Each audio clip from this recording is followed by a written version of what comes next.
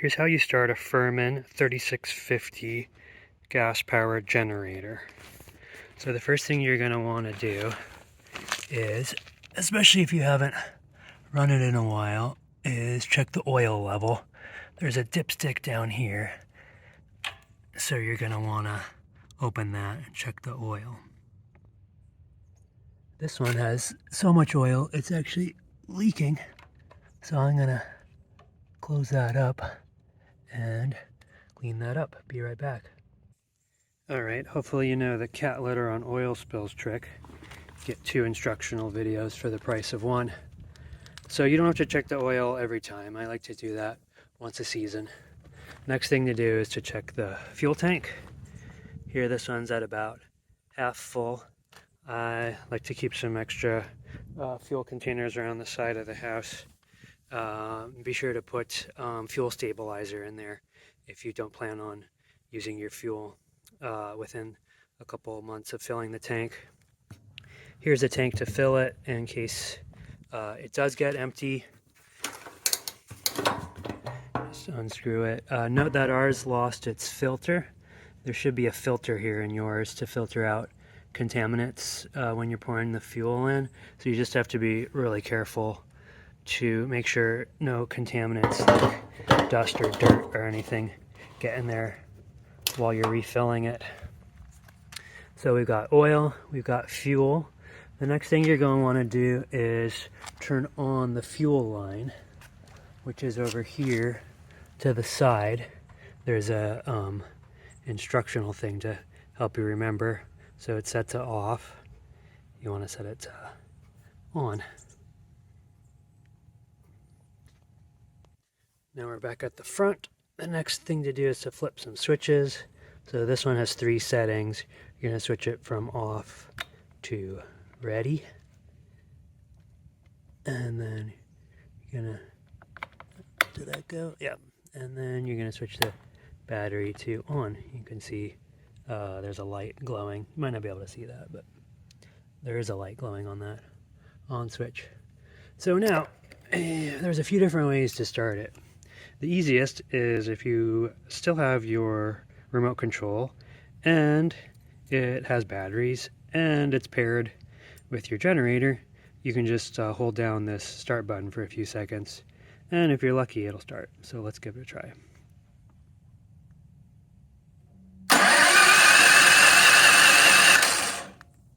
Alright, it's the first start of the season, so it might take a little while. You can tell at least the remote control is working.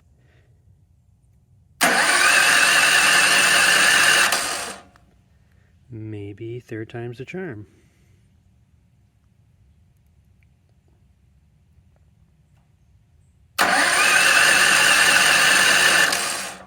No, that didn't work. Well, let's try the backup method. So this one you're going to start it manually using this switch here. But we also need to turn on the choke. So that is back around here. Looks like the choke also has a guide here. You just want to set it to the back here for start. So that's towards the right. Oh, it went back in on its own. Okay, so now we're going to come back around to the front. And we're going to give it a manual start by pushing this lever all the way up to the top. That's this 3rd position. And push and hold for a couple seconds.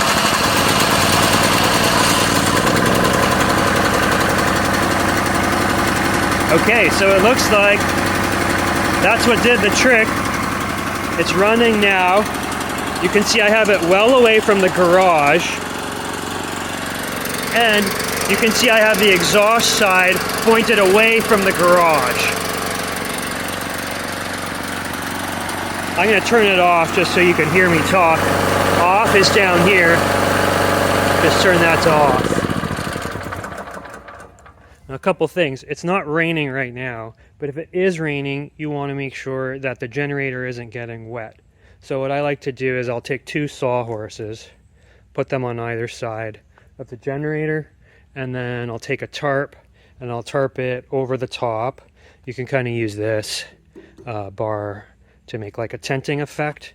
You want to make sure that the tarp is over the generator enough so that the generators aren't getting wet, but you're going to want to keep this side fairly clear so that the exhaust has a way to get out.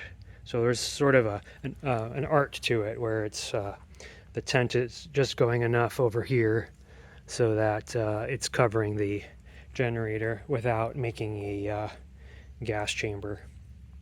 And so just in case those first two starting methods don't work, there is also a pull cord back here. You rarely ever need to do that, but I will show you just in case. It starts the same way back here with turning the choke to start.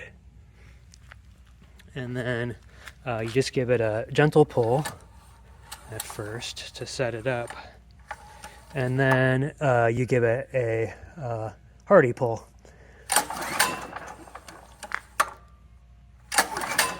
And ideally that will work, but in this video it didn't.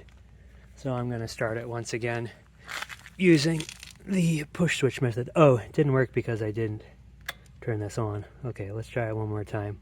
So this switch to on, the middle position.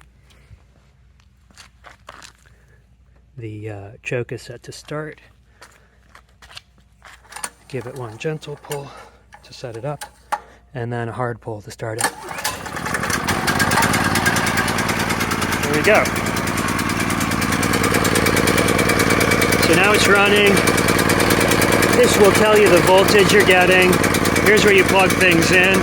Let's just plug something in to give it a test. You'll notice since it's been running for a minute now, it sounds like it's running at a higher RPM. It just takes a minute to get up to full strength, especially after the first time you started it this season. So I just pulled out the battery charger on my cordless drill. And then this just works like any regular old wall outlet. So I plugged it in, and so now I can confirm it's charging the battery. So then when you're done, you want to make sure you've unplugged everything from any of the outlets. And then you turn it off here. Make sure you turn it off here as well. So both of these set to off. And then you probably want to give it a minute or two before you handle it, because it's going to be fairly hot around the working areas. This part never gets hot. The frame rarely gets hot, but just in case, I like to give it a minute because I don't want to accidentally brush my leg on this thing while I'm moving it. Yeah, and then you just stow it, and that's about it. So that's how to operate a Firman 3650 generator. I'm back. I forgot one thing. Before you stow it away, you're going to want to turn off the fuel line. So just set that to off. And it even has a bottle opener, so you can congratulate yourself for a job well done by opening a bottle of your favorite beverage.